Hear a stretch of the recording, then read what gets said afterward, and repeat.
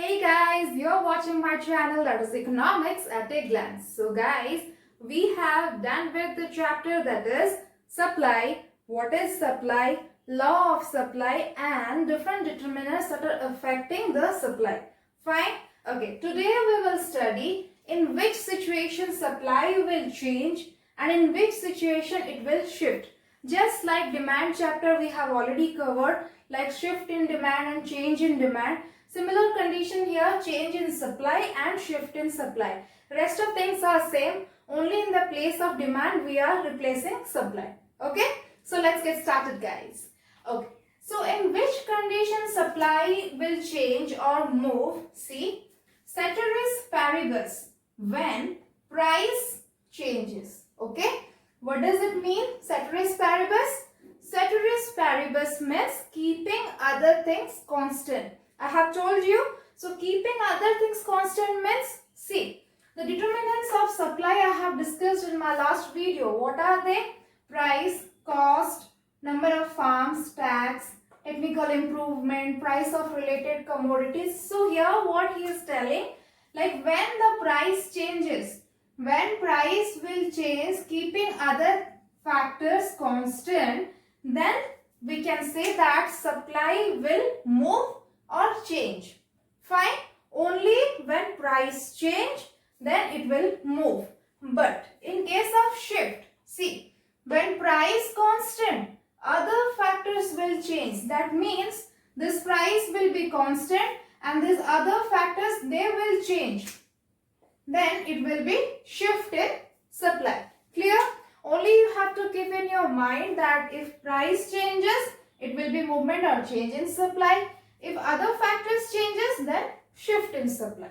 Fine. Just like we have discussed in demand chapter. Now see, the movement or change is of two types. First is extension and contraction. Same as in demand. Okay. And in shift case, it is of two types. Increase in supply and decrease in supply. Exactly similar with demand. Now we will see how it will extend, how it will contract, in which cases it will increase and in which cases it will decline. Okay. So let's move to the graph. Just a second.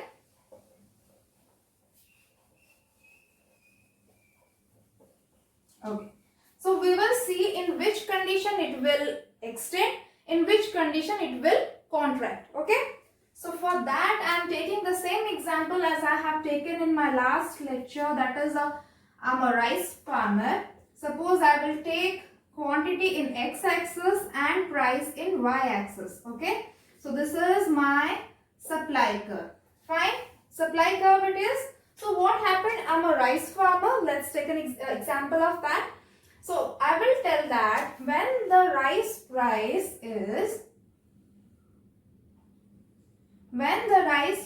is 250 rupees per quintal, I supposed to sell 10 quintal of rice. Fine. When the price is 250 rupees per quintal, I supposed to sell 10 quintal of rice. Fine. Suppose I will tell that now the market price of rice has been increased to 300 rupees. See, 300. What happened now? Now price has been increased. That means when you will sell the same amount of rice, you will get more money. Yes or no? So what happened? As the price has been increased now, you will sell more. Why you will sell more? Because by selling more amount, you can get more amount of profit per unit.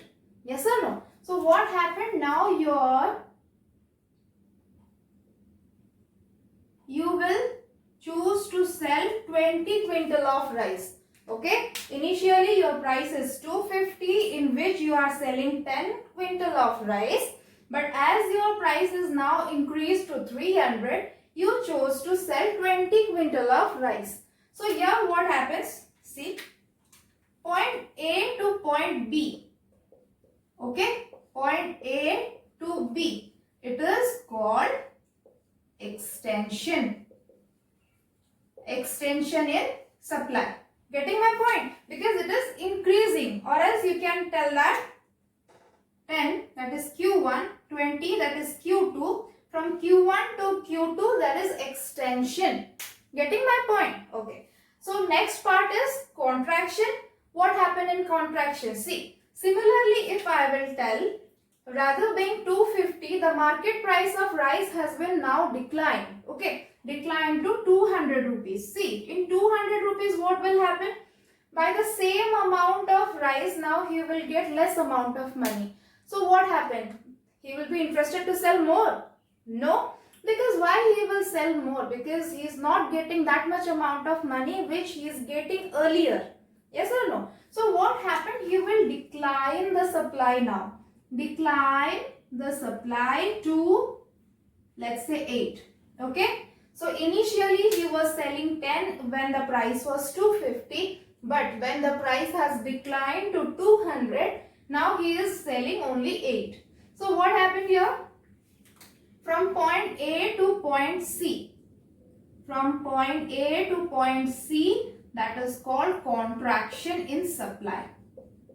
Contraction in supply, that is A to C. See, A to B extension, A to C contraction. Getting my point? See, you have marked that all the changes are happening on the same supply curve. Yes or no? So there is no other supply curve. Any changes that are happening on the same supply curve. So what happened when the price changes? Either it will extend or it will contract. Getting the point? How the extension and contraction occur? Fine. Okay, then we will start. In which case it will increase or decrease. Okay, let's just remove this. Just a minute. Okay, fine. Now we will see shift in supply. See, the same example I will take, rice, quantity in x-axis and price in y-axis. Fine. And this is your supply curve.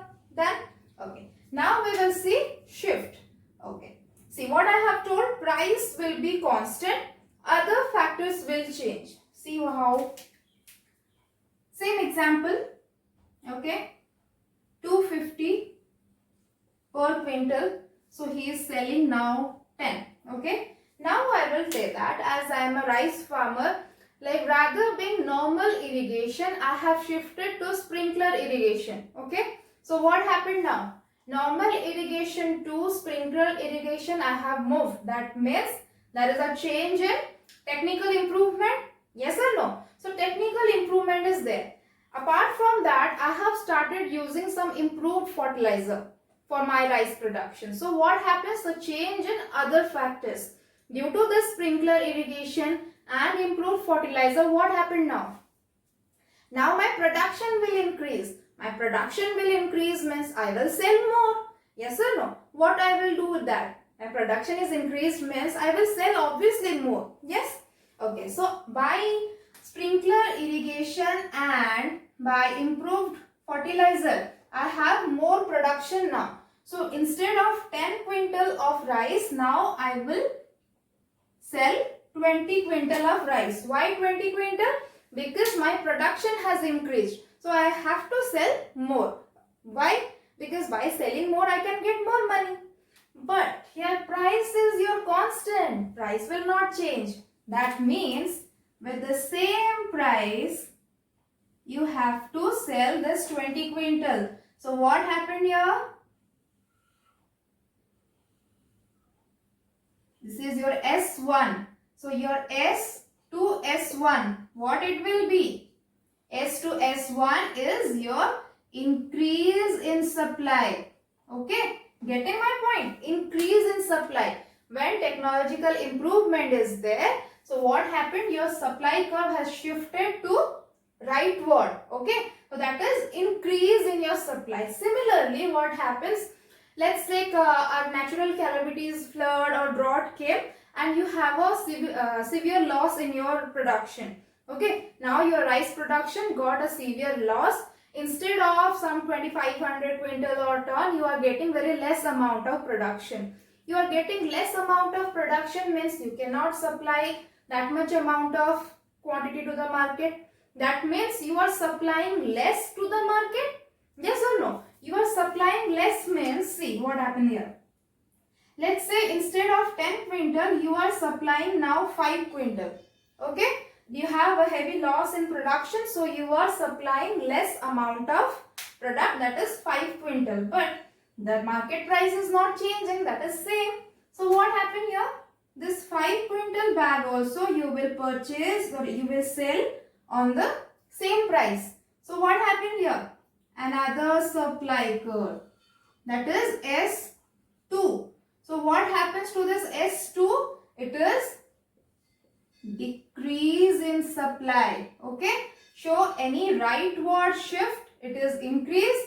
Any leftward shift, it is decrease in supply. Getting the concept? When the price is constant, if technical improvement is there or any factors changes in positive direction, that means your supply will be more, but supply will be more, price is same. So rightward shift, that is increase in supply. But in case of any negative movement in other factors like natural calamities or pest attack, and you have less production, so your supply will be less, and that will move to leftward shift, that is decrease in supply.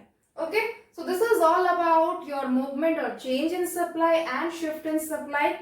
In my next lecture, I will quickly finish up the elasticity of supply, because elasticity I have totally covered in the demand chapter. If you have not still seen this video, you can easily have that, the description, I have mentioned that in the description box. Okay, so with this, all the shift and movement chapter got over. Till then, till my next video, stay with my channel and don't forget to like and subscribe my channel. Thank you.